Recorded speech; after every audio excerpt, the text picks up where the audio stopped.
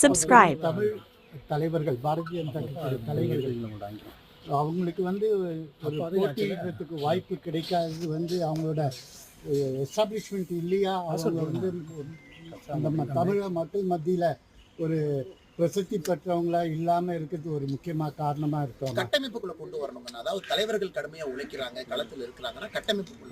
உதாரணத்துக்கு டெல்லி ஒரு சீனலவாதியா தன்னோட வளர்ச்சி தன்னோட இது அதே கேள்வி கேட்டீங்கன்னா பதில் சொல்றாங்க. ஆனா ஒரு தலைவர் பார்ட்டிக்குள்ள உருவாகணுங்கன்னா எனக்கு தமிழ் செல் இருக்காங்க, சவுத் இந்தியன் செல்ல தமிழ் செல் இருக்காங்க, அவர்களை பேரண்ட் பாடி கொண்டு வரணும். டெல்லி மாநிலத்தினுடைய துணைத் தலைவர், செயலாளர், பொதுச்செயலாளர் இதுக்குள்ள கொண்டு வரணும் தமிழர்களை. அதற்கான முயற்சி போயிட்டு இருக்குங்க. இப்பதான் பேஸ் உருவாகுது. எல்லா தலைவர்களும் கடுமையா கீழ் மட்டத்துல பணி செய்யறாங்க.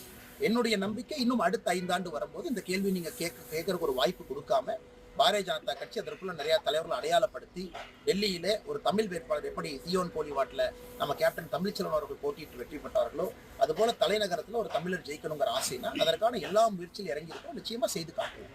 இதுக்காக தான் நான் கேட்டேன். வெளி கட்சியில இருந்து காங்கிரஸ், ஆம் ஆத்மியில இருந்து எல்லாம் நிறைய பேர் வராங்க, எம்எல்ஏக்கள் வராங்க அப்படின்னு சொல்றீங்க. ஏற்கனவே பாஜகவில் சின்னதுல இருந்தே வேலை பார்த்துட்டே இருப்பாங்க. அவங்களுக்கு அந்த தொகுதியில தேர்தலில் வாக்கு இது போட்டியிடுறதுக்கு கிடைக்கும் அப்படின்ற ஒரு நம்பிக்கையில இருப்பாங்க. ஆனா அந்த இடத்துல இன்னொரு ஆள் காங்கிரஸ்ல இருந்து வர்றவங்க, இல்ல ஆம் ஆத்மியில இருந்து வர்றவங்க, உழைக்கிறவங்க கட்சி பொறுப்பில் இருக்கிறாங்க. நான் பாஜக உழைக்கிறவங்க யாருமே ஒரு பதவி எதிர்பார்த்து உழைக்கிறது இல்லைங்கன்னா ஒரு தேசத்துக்காக வேலை பார்க்கறாங்க. அதனால பாரதிய ஜனதா கட்சியில் எப்பொழுதுமே இது பிரச்சனை ஏற்படுத்தாது.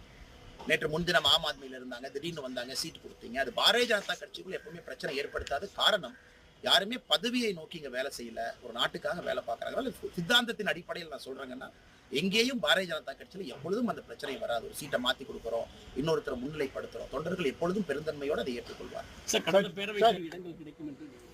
70 சீட்டு டெல்லிங்கன்னா 35 ஆண்டனும். ஆம் ஆத்மி கட்சி எப்பொழுதுமே கடத்தி 2 எலெக்ஷன்ல பெரும்பான்மையோடு இருக்கிறாங்க, பெரிய ஒரு மார்ஜினில் ஜெயிக்கிறாங்க.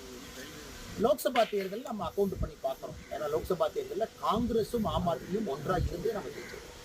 அந்த நம்பிக்கை அந்த அடிப்படையில் பார்த்தீங்கன்னா எங்கிட்ட இன்னைக்கு ஆனஸ்டா கேட்டீங்கன்னா இன்னைக்கு பாரதிய ஜனதா கட்சி ஒரு கம்ஃபர்டபிள் மெஜாரிட்டியில் நம்ம ஆச்சு. 70 ஹாஃப் மார்க் 36 கம்ஃபர்டபிள் மெஜாரிட்டியில பாரதிய ஜனதா கட்சி ஒரு பெரிய நம்பர். வாக்காளர்களுக்கு பாஜக பணம் கொடுக்கிறதாக அரவிந்த் கெஜ்ரிவால். ஏன்னா அரவிந்த் கெஜ்ரிவால் அவங்க தொகுதியில் ஏற்கனவே சொன்னது போல அவருடைய வெற்றி வாய்ப்பு பிரகாசமா இல்லாத காரணத்தினால அவர் நல்லது எதுவுமே பேசாம கடந்த 3 நாட்களாக ஒன்லி அலிகேஷன், பணம் கொடுக்குறாங்க. எப்பொழுதுமே ஃப்ரண்ட் ஃபுட்ல விளையாடக்கூடிய அரவிந்த் கெஜ்ரிவால் இன்னைக்கு பேக் ஃபுட்ல இருக்கிறாங்க. டெல்லியினுடைய அவருடைய சொந்த தொகுதியில வெளியே பிரச்சாரத்துக்கு கூட அதிக நேரம் கொடுக்க முடியாம தொகுதிக்குள்ள மாட்டியிருக்கிறாங்க. ஆனால் அரவிந்த் கெஜ்ரிவால் அவர்கள் அவரை தற்காத்து கொள்வதற்காக சொல்லக்கூடிய ஒரு ஆயுதமாகத்தான் பணம்